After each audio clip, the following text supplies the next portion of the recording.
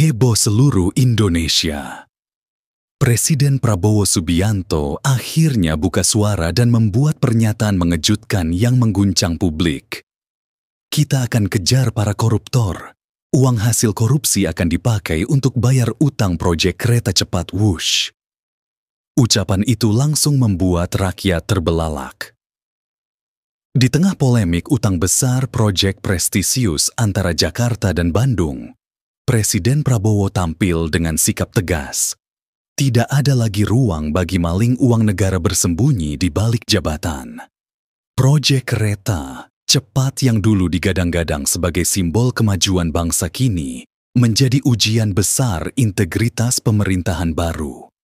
Dalam pidato resminya, Prabowo menegaskan bahwa utang Wush yang menembus triliunan rupiah bukan hanya tanggung jawab pemerintah, tapi juga akibat ulah segelintir orang yang bermain kotor di balik proyek raksasa itu. Kini, langkah tegas sedang disiapkan, mulai dari pembentukan tim khusus, kerjasama dengan lembaga anti korupsi, hingga pelacakan dana yang menguap entah kemana. Presiden berjanji, hasil dari penegakan hukum itu tidak akan berhenti di vonis penjara, tapi akan dikembalikan ke kas negara untuk membayar utang, membangun jalan, dan menyejahterakan rakyat. Namun, langkah ini tentu bukan tanpa tantangan. Banyak pihak yang mulai resah, ada yang mendukung dengan semangat, tapi ada pula yang khawatir jika gerakan ini akan membuka banyak rahasia besar yang selama ini tertutup rapat. Meski begitu, Presiden Prabowo tampak tak gentar. Dengan nada tegas ia mengatakan, kita tidak bisa membiarkan uang rakyat dirampok sementara bangsa kita menanggung utang.